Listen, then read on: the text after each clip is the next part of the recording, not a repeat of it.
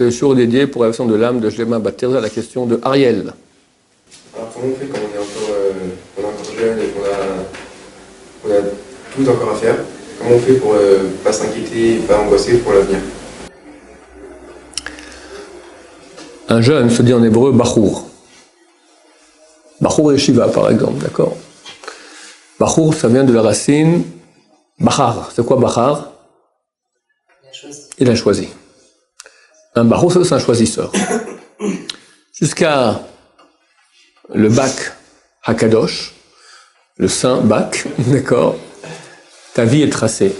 Tu dois réussir ton bac. Sinon, tu n'as pas réussi ta vie. C'est comme ça, en tout cas, qu'on éduque les gens en France. Et une fois que tu as le bac, tout à coup, tu deviens un Bachour. C'est-à-dire que tu as 1000 voies possibles. La yeshiva, black de black, toute ta vie. Honolulu, avec les cocotiers. Faire le tour du monde, faire des affaires, faire des études, chacun. Il faut choisir.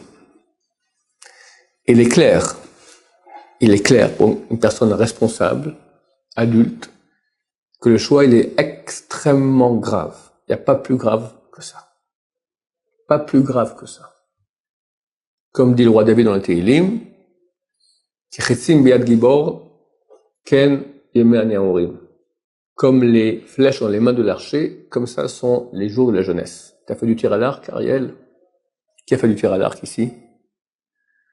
Il y a des sortes de petits trucs qu'on met comme ça, n'est-ce pas? Des stabilisateurs. Pourquoi on met ça? Équilibrer la flèche? Pour le tir. Non, pour que l'arc soit équilibré. Pour que l'arc soit équilibré et ne tremble pas. Tu fais un effort avec comme ça pour tendre, donc ça tremble un peu, et puis quand tu trembles, tu risques de dévier de 1/2 millimètre. Alors on met des poids comme ça pour que ça tremble pas. Et moi je pose la question, et alors? Ça dévie d'1/2 millimètre, et alors? Même sur le rabbin, on voit bien que j'ai jamais fait de tir à l'arc, parce que 1/2 millimètre ici, c'est hors de la cible là-bas. Le roi David dit, les jours de la jeunesse, c'est comme le tir à l'arc. Tu dois choisir, mon cher ami, là. Tu dis, bon, 1/2 millimètre, c'est pas si grave. Ça peut être dans la cible ou hors de la cible. C'est très dur de changer de parcours à 30 ans. À 40, 50 ans, on n'en parle même plus. C'est maintenant qu'on choisit, et les choix qu'on fait ont un impact infini. Olam hazeh, olam haba. Donc il y a de quoi angoisser. Et comment? Mais ça sert à rien d'angoisser pour angoisser. Il faut analyser, pas avec l'imagination, pas avec ce qu'on nous raconte par-ci par-là, faire une étude de marché. Qui je suis, quelles sont les options que j'ai? On n'a pas 10 000. Je dis 10 000, c'est si on prend toute la population mondiale, 1000, d'accord? Tu en as 2, 3. Allez, 4 à tout casser. Donc maintenant, les pour et les contre. Tu prends une feuille, tu prends les pour et les contre. Pour, c'est long, ça ramasse de l'argent, c'est oui, mais le travail n'est pas cachère, oui, tac, tac, etc., machin, Israël, la France, études, yeshiva. Maintenant, je vais travailler, pas travailler, dans quel cadre? C'est pas trop compliqué. On prend une feuille, on regarde, tac, tac, tac, tac, tac, tac. Des fois, il y a des manques d'informations. Alors, on va s'informer. Très souvent, les choix sont difficiles parce qu'on a un manque d'informations. On ne sait pas, oui, mais ça me donne ci, ça me donne ça, qu'est-ce que c'est exactement? L'information, elle existe. Mais on est tellement angoissé qu'on ne va même pas faire le travail d'aller vérifier. Quand tu as toutes les informations, tu mets sur un papier, on va dire, tu as tes 4 options, tu mets pour, contre, tous les arguments pour, tous les arguments contre, deuxième option, tout pour, tout contre, etc. C'est très facile de faire un choix. Et une fois que tu as choisi, il y avait certainement une part d'inconnu, parce qu'on a choisi qu'on a réussi sa vie, qu'on va réussir, etc. Là, une fois que tu as choisi et tu as fait le bon choix, c'est-à-dire que tu as pris maintenant en considération la vérité, les seuls arguments, les seuls critères qui doivent nous intéresser, c'est les critères thoraïques. Parce que c'est ça la vie. On n'est pas venu pour faire de l'argent, on n'est pas venu sur Terre pour avoir une belle voiture, on est venu sur Terre pour nous réaliser. Réaliser, ça veut dire qu'est-ce qui se passe le jour de la fin de ma vie, qu'est-ce que j'ai fait de ma vie. Et maintenant je passe dans l'au-delà pour toujours, qu'est-ce que j'amène avec moi. C'est ça qui compte. Donc en fonction de ces critères-là, ça veut dire un travail qui soit honnête, il n'y a pas de promiscuité avec les femmes, quand je parle des hommes, quelque chose qui me permet de pas faire Chilul Shabbat, d'avoir Mechol HaMoed, etc. Tous les critères qu'il faut au niveau thoraïque. Après, ça me fait du temps aussi pour étudier. Après, au niveau des midot, pas trop riche, pas trop pauvre, un truc bien.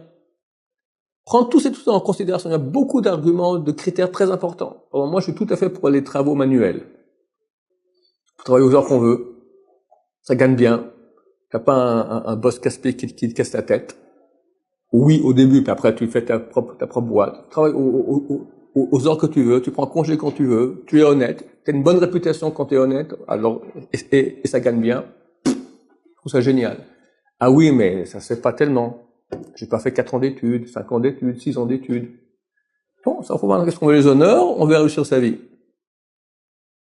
En fonction de tous les critères, on fait le choix. Une fois qu'on a fait le choix, on est déjà beaucoup plus calme. Qu'est-ce qui manque maintenant? Oui, mais qui dit que je vais réussir?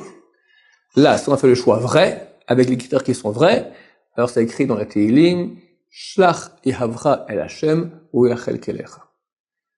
Jette ta charge vers Hashem et il s'occupera de cela. Hein? C'est vrai. Alors, ça vaut la peine aussi d'être aidé par des gens sages, qui s'y connaissent aussi dans la vie et dans les métiers aussi, qui peuvent nous donner des conseils intelligents. Mais si tu fais déjà ce que je t'ai dit, déjà, ça calme beaucoup déjà. C'est beaucoup, ça élague beaucoup parce qu'on est confus. Il y a la tête, il y a les sentiments, il y a les parents, il y a les copains. Chaque chose, c'est dur.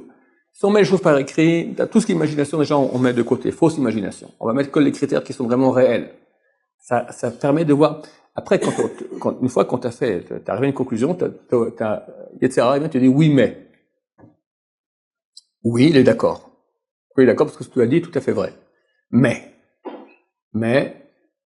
le mec qui va t'avancer maintenant, fait partie des arguments rationnels ou non? Si oui, tu aurais dû le mettre dedans. T'as pas mis dedans, c'est-à-dire que le oui, mec qui te dira, c'est toujours des bêtises. Pour avoir un mec qui te dit oui, il peut pas dire autrement, il dit oui, t'as raison, mais, j'ai peur. Mais, que diront mes parents? Mais, que dire ma copine? Mais, tout le monde fait pas comme ça, tout le monde fait le contraire. Mais, toutes sortes d'angoisses qui sont pas du monde de la vérité. Ça, il faut liquider sans miséricorde aucune. C'est du mensonge. Quand vous dites ça, tminik, du tminik, du Yetzirah. Tu dégages. T'as ta feuille, tu bouges pas de ça. Ça calme déjà énormément. T'as fait le bon choix. Tu sais pas, t'hésites en 2-3, tu vas voir, tu prends des conseils chez des gens sages, des gens intelligents. Il y a des rabbins aussi. Moi, je me connais pas très bien dans ce domaine-là, mais t'as des gdolim, des grands généraux de la génération aussi. Et très souvent dans notre famille, quand mes enfants voulaient poser des questions, je vais voir les grands, le Rav Shteman, ils disent oui, non, peut-être, je ne sais pas, voilà, absolument.